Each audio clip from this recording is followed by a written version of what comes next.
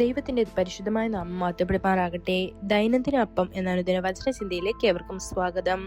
ഇന്ന് ഇമ്മാനുവേൽ എന്ന വിഷയത്തെ ആസ്പദമാക്കി ചില കാര്യങ്ങളെ നമുക്ക് ചിന്തിക്കാം. അതിനാധാരമായ ഒരു വാക്യം വായിക്കാം. മത്തായി സുവിശേഷം 1-ാം അധ്യായം 22-ാം വാക്യം. യേശുക്രിസ്തു ഒരു മനുഷ്യനായി ജനിച്ചു എന്നത് തികച്ചും സത്യമാണ്. അവന്റെ ജനനത്തിന് മുൻപേ തന്നെ അവന്റെ സ്വഭാവത്തെയും അവൻ നമുക്ക് ഒരു അനുഗ്രഹമാകുന്ന രീതികളെയും വിവരിക്കാൻ നിരവധി പേരുകൾ നൽകിയിരിക്കുന്നു.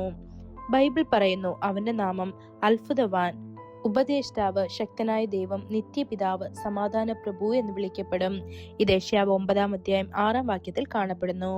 മിശിഹ, ക്രിസ്തു, ഇമ്മാനുവേൽ എന്നീ പേരുകൾ എല്ലാം അവന്റെ സ്ഥാനപ്പേരുകളിൽ ഉൾപ്പെടുന്നു. തിരുവെഴുത്തുകളിൽ ഏകദേശം 272 പേരുകൾ അവനെക്കുറിച്ച് പറഞ്ഞിട്ടുണ്ട്. അവ ഓരോന്നും അവന്റെ ദിവ്യ സ്വഭാവത്തിന്റെ ഒരു വശം വെളിപ്പെടുത്തുന്നു.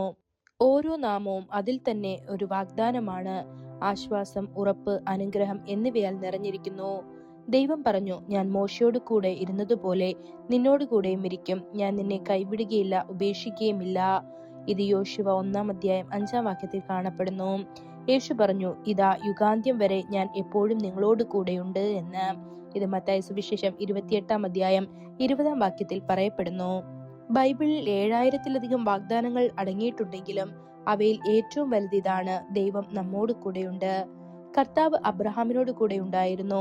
അവന്റെ സന്തതികളെ ആകാശത്തിലെ നക്ഷത്രങ്ങൾ പോലെ വർദ്ധിപ്പിക്കും എന്ന് ഉൽപ്പത്തി പുസ്തകം 22-ാം അധ്യായം 16 മുതൽ 18 വരെയുള്ള വാക്യങ്ങളിൽ പറയപ്പെടുന്നു. അവൻ ഇസ്ഹാക്കിനോട് കൂടെ ഉണ്ടായിരുന്നു. ഇസ്ഹാക്ക് ആ ദേശത്ത് വിതച്ചു.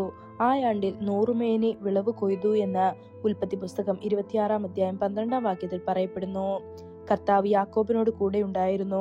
അവനെ സുരക്ഷിതമായി സ്വന്തം ദേശത്തേക്ക് തിരികെ കൊണ്ടുവരുമെന്ന് വാഗ്ദാനം ചെയ്തു. ഇത് ഉൽപ്പത്തി പുസ്തകം 28-ാം അധ്യായം 15-ാം വാക്യത്തിൽ കാണപ്പെടുന്നു. യോസേഫ് തന്റെ യൗവനത്തിൽ വളരെയധികം കഷ്ടപ്പാടുകൾ നേരിട്ടെങ്കിലും കർത്താവ് അവനോട് കൂടെ ഉണ്ടായിരുന്നു. അവനെ ബഹുമാനത്തിലും മഹത്വത്തിലും ഉയർത്തി. കർത്താവ് ദാവീദിനോട് കൂടെ ഉണ്ടായിരുന്നു. അവൻ പറഞ്ഞു, ഞാൻ കർത്താവിനെ എപ്പോഴും എന്റെ മുൻപിൽ വെച്ചിരിക്കുന്നു. അവൻ എന്റെ വലത്തുഭാഗത്തുള്ളതിനാൽ ഞാൻ കുലുങ്ങുകയില്ല. ഇത് സങ്കീർത്തനം 16-ാം അധ്യായം 8-ാം വാക്യത്തിൽ കാണപ്പെടുന്നു. കർത്താവ് യോബിനോട് കൂടെ ഉണ്ടായിരുന്നു. അവന്റെ അവസാന നാളുകളെ അവന്റെ ആരംഭത്തേക്കാൾ ഇരട്ടി അനുഗ്രഹിച്ചു, മുമ്പത്തേക്കാൾ ഇരട്ടി നൽകി എന്ന് യോബ് 42-ാം അധ്യായം 10-ാം വാക്യത്തിൽ പറയപ്പെടുന്നു. ബൈബിൾ പറയുന്നു, നീ വെള്ളത്തിലൂടെ കടക്കുമ്പോൾ ഞാൻ നിന്നോട് കൂടെ ഉണ്ടായിരിക്കും. നദികളിലൂടെ കടക്കുമ്പോൾ അവ നിന്നെ കവിഞ്ഞൊഴുകുകയില്ല. നീ തീയിലൂടെ നടക്കുമ്പോൾ വെന്തു പോകുകയില്ല. ജ്വാല നിന്നെ ദഹിപ്പിക്കുകയുമില്ല. യെശയ്യാവ് 43-ാം അധ്യായം 2-ാം വാക്യത്തിൽ കാണപ്പെടുന്നു. വീണ്ടും, പർവ്വതങ്ങൾ മാറിപ്പോകും, കുന്നുകൾ നീങ്ങിപ്പോകും, എന്നാൽ എന്റെ ദയ നിങ്ങളെ വിട്ടു പോകുകയില്ല. എന്റെ സമാധാന ഉടമ്പടി നീങ്ങിപ്പോകുകയുമില്ല എന്ന് നിങ്ങളോട് കരുണയുള്ള കർത്താവ് അരുളി ചെയ്യുന്നു എന്ന് യെശയ്യാവ് 54-ാം അധ്യായം 10-ാം വാക്യത്തിലും കാണപ്പെടുന്നു.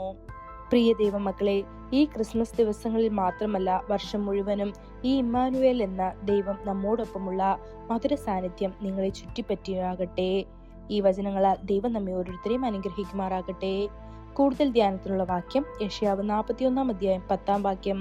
നീ ഭയപ്പെടേണ്ട, ഞാൻ നിന്നോട് കൂടെയുണ്ട്. ഭ്രമിച്ചു നോക്കേണ്ട, ഞാൻ നിന്റെ ദൈവമാകുന്നു. ഞാൻ നിന്നെ ശക്തീകരിക്കും, ഞാൻ നിന്നെ സഹായിക്കും. എന്റെ നീതിയുള്ള വലങ്കൈ കൊണ്ട് ഞാൻ നിന്നെ താങ്ങും.